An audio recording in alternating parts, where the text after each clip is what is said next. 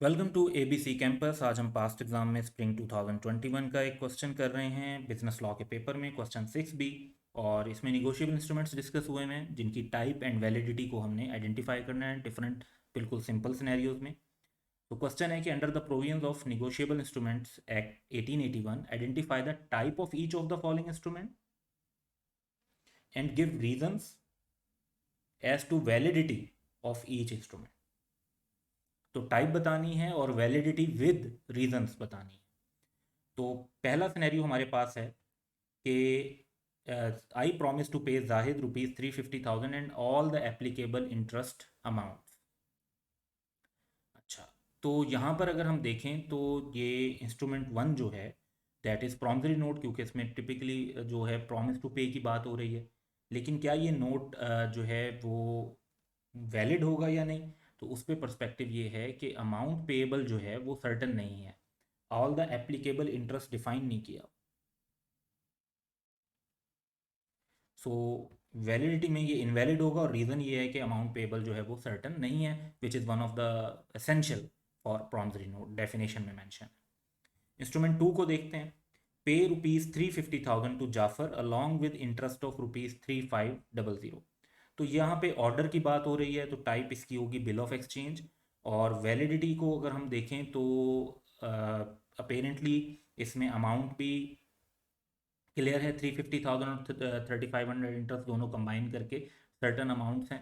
तो ये valid consider होगा अगर ड्रार और ड्राइस को जो साइन कर देते हैं और जो बिल ऑफ एक्सचेंज की बाकी कंडीशंस हैं वो मीट हो जाती हैं। तो जो ऑर्डर की सेंटेंस की बात है तो उसके अंदर सर्टेनिटी मौजूद है और वहाँ तक ये वैलिड है। थर्ड इंस्ट्रूमेंट देखते हैं कि I hereby acknowledge that I have taken ₹350,000 from Abid and shall pay the interest to him on the amount at agreed interest rate.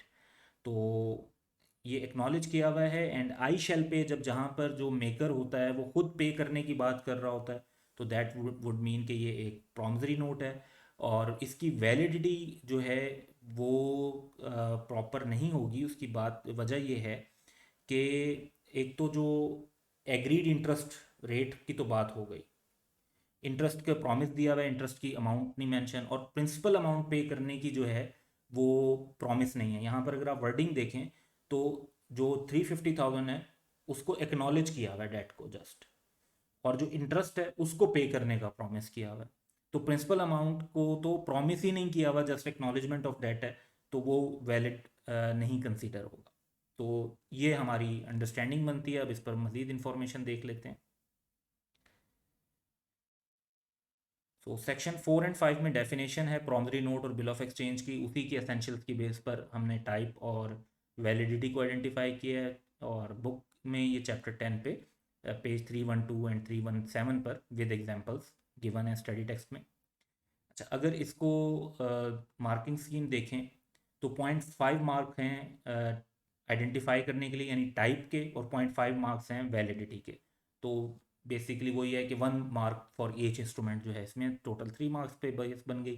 तो टाइप का हाफ मार्क और वैलिडिटी का half mark, quite straight forward. अच्छा, अब इसमें जो mistakes students ने की पेपर सॉल्व करते हुए और एग्जामिनर कमेंट्स में हमें पता चली, वो हैं कि examinees were not able to identify the negotiable instrument in sub part 2 of the question as bill of exchange. तो यहाँ पे गलती की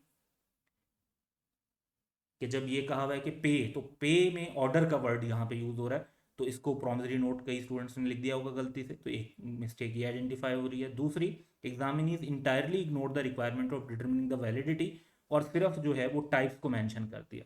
तो इसमें तो देखें 1.5 मार्क्स मिले होंगे और बाकी 1.5 आपको बिल्कुल नहीं मिले होंगे। तो ये गौर से पढ़ना चाहिए रिक्वायरमेंट को, और रिक्वायरमेंट के अंदर जब एक से ज़्यादा रिक्वायरमेंट्स डिफाइंड हों, आस्क्ड हों, तो उनको रिस्पॉन्ड करना चाहिए। So that's all for today. Have a good day.